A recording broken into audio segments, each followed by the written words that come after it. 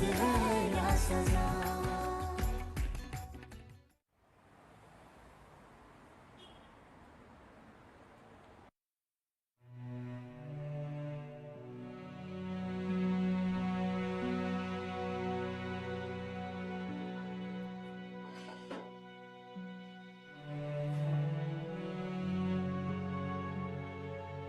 हारिस सो रहे? नहीं, उठ गया है। फ्रेश हो जाए जरा, फिर मैं उसे नाश्ता दे देती हूँ। खाने पीने से तो जैसे मेरे बेटे को बैर ही हो गया है।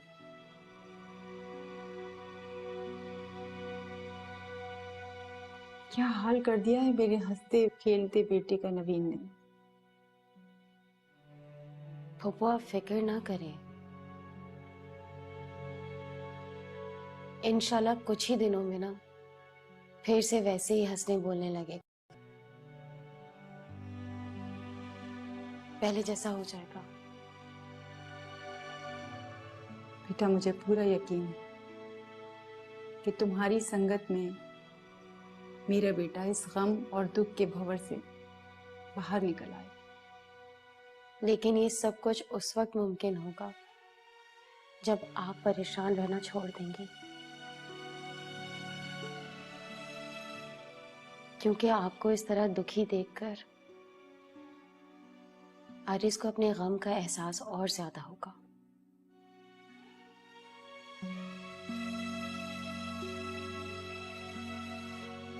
काश आरिस भी तुम्हारी तरह बहादुर होता। मैं समझी नहीं। दिल तो तुम्हारा भी टूटा था आरिस की मोहब्बत में।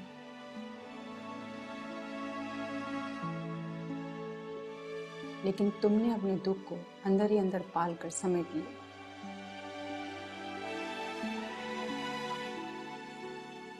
और ऐसा कोई बड़े दिल वाला और बहादुर ही कर सकता है। और ज़ैनब, तुम बहुत बहादुर हो। बहादुर बनना पड़ता है पप्पा, वरना जिंदगी लम्हा दर लम्हा आपको डराती रहती है।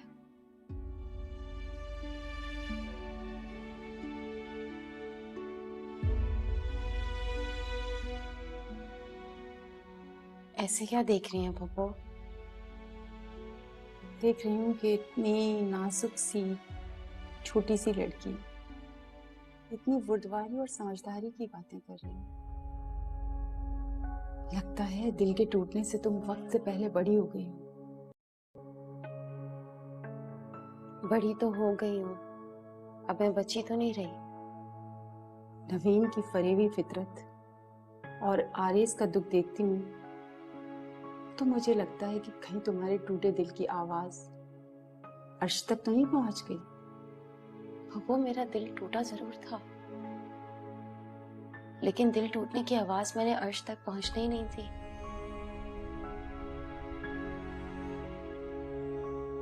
क्योंकि मैं समझती हूँ मोहब्बत तो नसीबों का खेल है। अगर इंसान चाहे ना तो अपना नसीब बदल सकता है, क्योंकि किस्मत मौका देती है। नहीं फूफो, ऐसा सोचिएगा भी मत। शामिर से अब मेरे सारे रिश्ते बन चुके हैं। आरिस मेरा दोस्त है और हमेशा मेरा दोस्त रहेगा।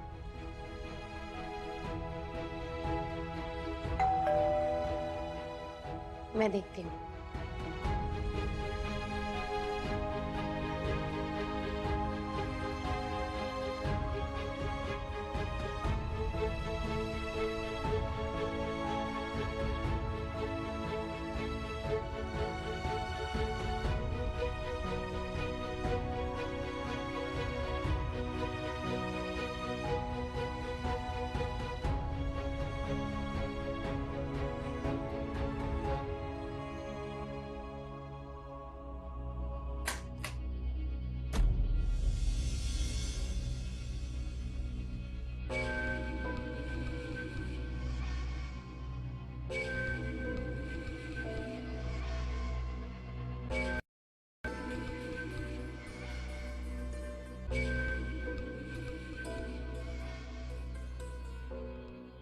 वाह भाई वाह, इस हसीन चेहरे को देखकर तो कोई भी काफिर हो जाए। आप कौन? मैं मैं मंसूर, आरिस का दोस्त। आरिस से मिलना था। आरिस तो इस वक्त सो रहे हैं। एक्चुअली उनकी तबीयत ठीक नहीं है। क्या हुआ आरिस की तबीयत? वो अ, बुखार हुआ है और फ्लू भी है। ठीक है, फिर आप उसे आराम करने दो। तो फिर कभी आऊंगा मिलने के लिए।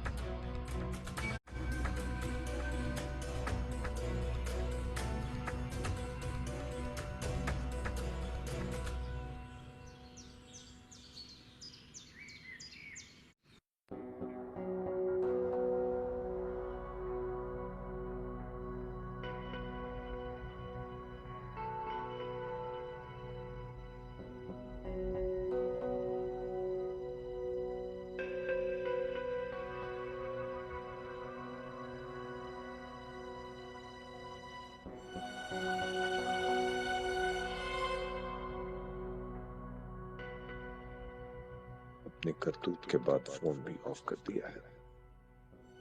सुबह से कितनी बार कॉल मिला चुका हूं। लगता है नवीन वकार के साथ शादी करके कनाडा चली गई है।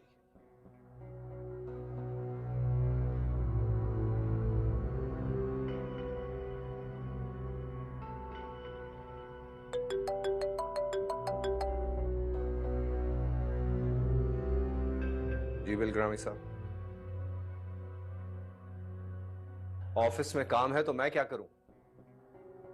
मैंने आपको बता दिया था पहले कि मेरे घर में कुछ मसरूफियात हैं जिनकी वजह से मैं दफ्तर नहीं आ सकता। जब तक नहीं आऊंगा तब तक सब कुछ आप ही देख लें। नहीं कर सकता मैं। खुदा हाफिज।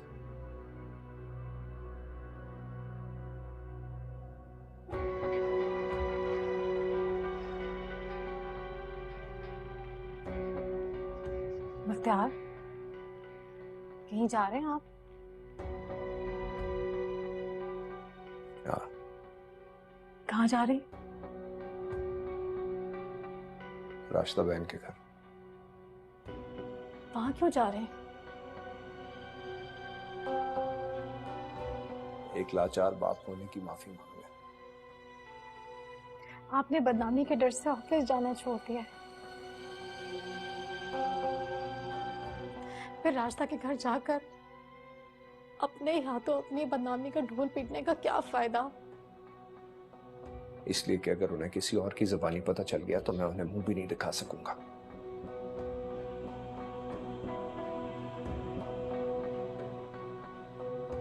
जो हरकत हमारी औलाद ने की है उसके बाद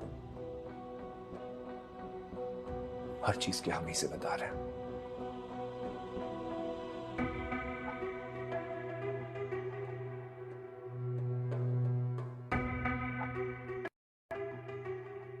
जाना होगा मुझे।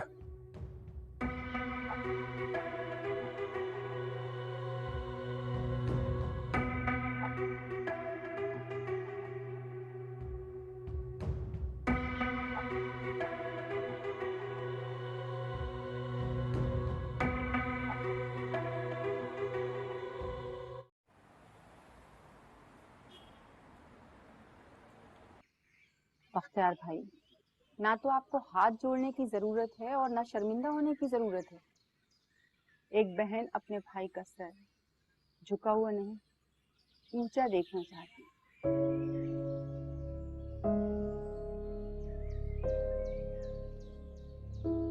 नवीन ने जो कुछ भी किया है उससे हमारा दिल दुखा है। आपकी तरफ से तो मेरा दिल बिल्कुल साफ है। और वैसे भी नाफरमान औलाद की हरकतों का जिम्मेदार मैं माँ बाप को नहीं ठहरा।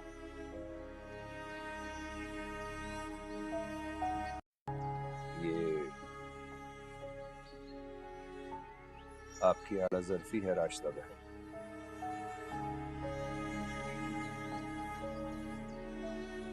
मगर यकीनन मेरी तरबियत में कोई ना कोई कमी रह गई।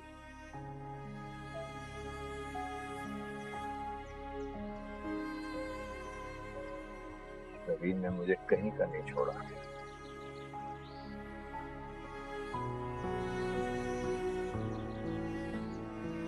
एक ही पल में मेरा मान, मेरी इज्जत, मेरी तरबियत, सबका भरम तो दिया।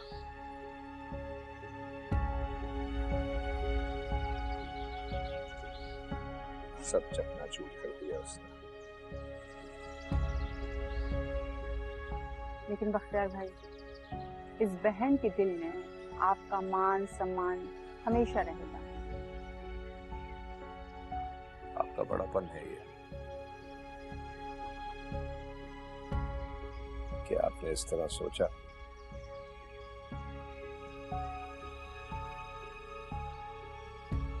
लेकिन दुनिया इस तरह नहीं सोचती। उनका नुक्ता नजर कुछ मुख्तलिफ है।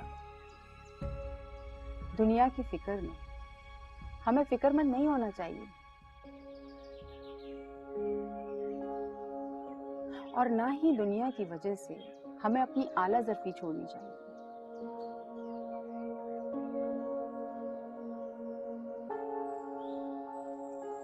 बहन, बहुत कुछ हो गया और वक्त ने हमें बहुत कुछ दिखा दिया।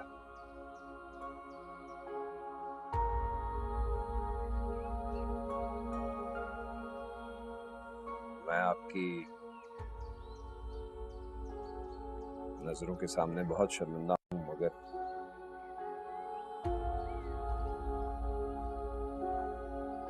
हालात कुछ ऐसे हैं कि एक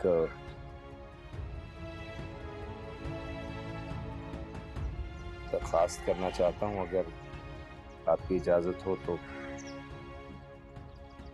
भाई बहनों से इजाजत नहीं लेते, भाई तो बहनों को हुक्म देते हैं। इज्जत अफजाई का शुक्रिया।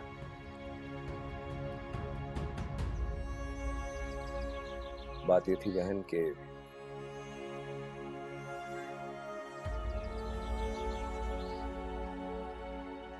नवीन के किए की सजा अगर शामिर को ना मिले तो बहुत खुशी होगी मुझे।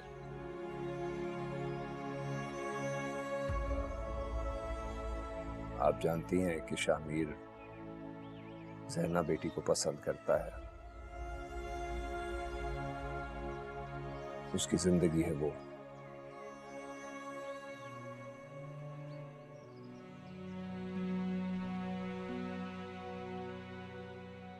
और अगर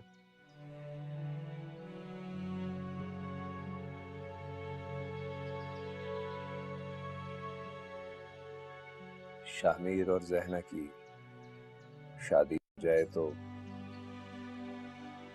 उसे हम सफर मिल जाएगा और हमें बेटी।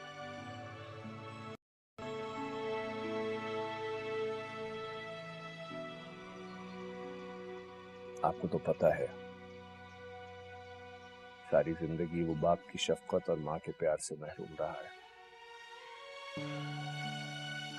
उसकी जिंदगी में जो खानदान है, जो रिश्तेदार हैं, वो हम ही हैं।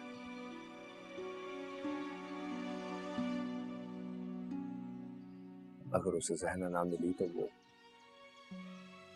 बिल्कुल टूट जाएगा। वाकई ज़ैना जिस घर की बहू बनेगी वो घर बहुत किस्मत वाला होगा। ज़ैना ने तो इस घर की भी किस्मत बदल दी, वरना नवीन ने तो इस घर को और इस घर की खुशियों को बदकिस्मती की नजर कर दिया।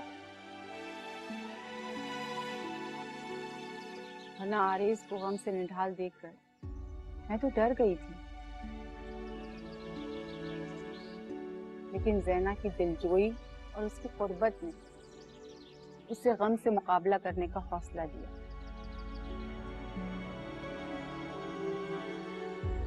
जैना ने मेरी ममता को करार देकर मुझे कर्जदार बना दिया।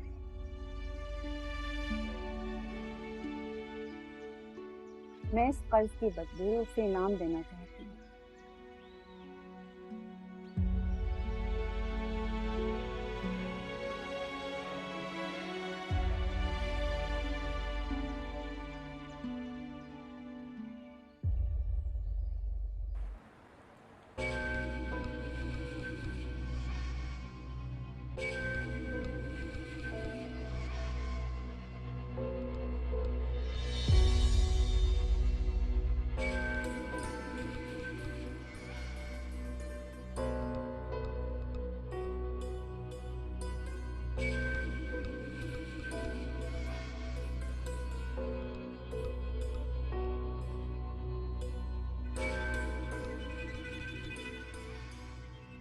वाह भाई वाह, इस हसीन चेहरे को देखकर तो कोई भी काफिर हो जाए।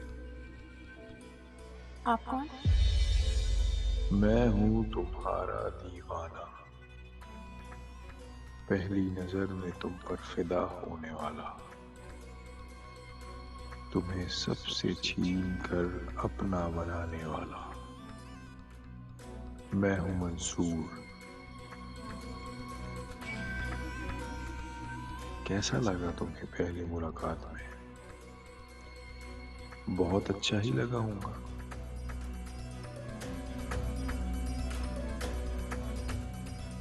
मैं बहुत बेकरार हूं तुम्हारे दीदार के लिए।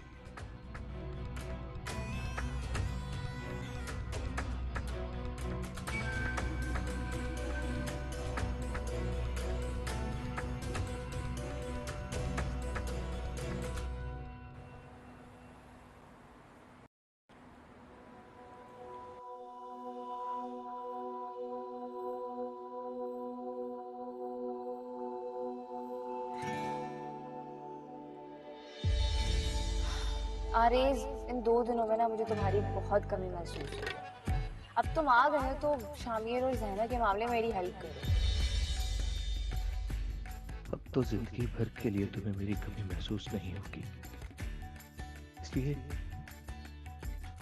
इसलिए कि अब हम तुम्हारे लिए बेमानी हो गए हैं। मेरी मोहब्बत के साथ जैना की दोस्ती भी।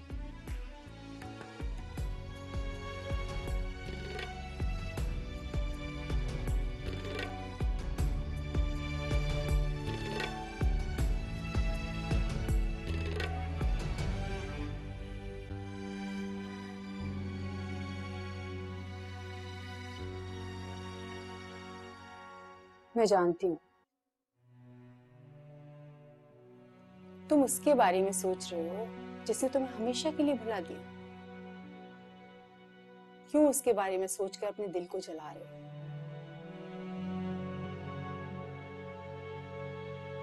जिसने तुम्हें भुला दिया तुम भी उसे भूल जाओ।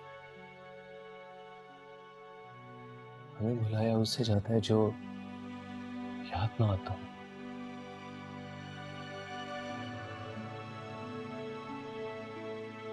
काश काश के मेरे दिल पर मेरा अख्तियार होता। अगर इंसान को अपने ऊपर भरोसा हो ना,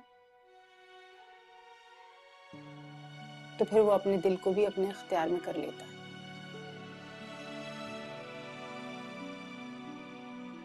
तुम्हें भरोसा होना चाहिए कि तुम कमजोर नहीं हो। तुम नवीन के बगैर भी जी सकते हो।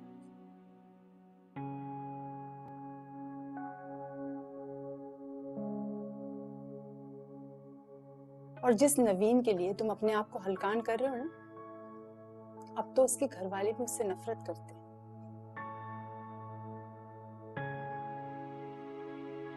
कल बख्तियार भाई आए थे।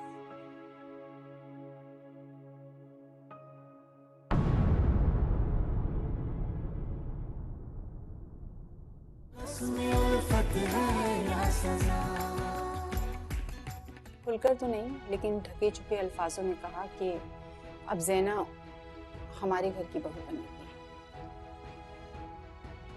ये आप क्या कह रही है अम्मी जान? राशिदा बहन की बातों से लग रहा था कि वो जैना को अपनी बहू बनाना चाहती हैं। क्या? बख्तियार, ये कैसे हो सकता है? मेरी इन तन्हाइयों में अगर तुम ना होती तो अकेला इन तन्हाइयों में मैं कहीं खो सा जाता। अंकल राशिदा आंटी के घर गए, मेरी और जैना की मंगनी की तारीख तय करने के लिए। उसमें उल्फत है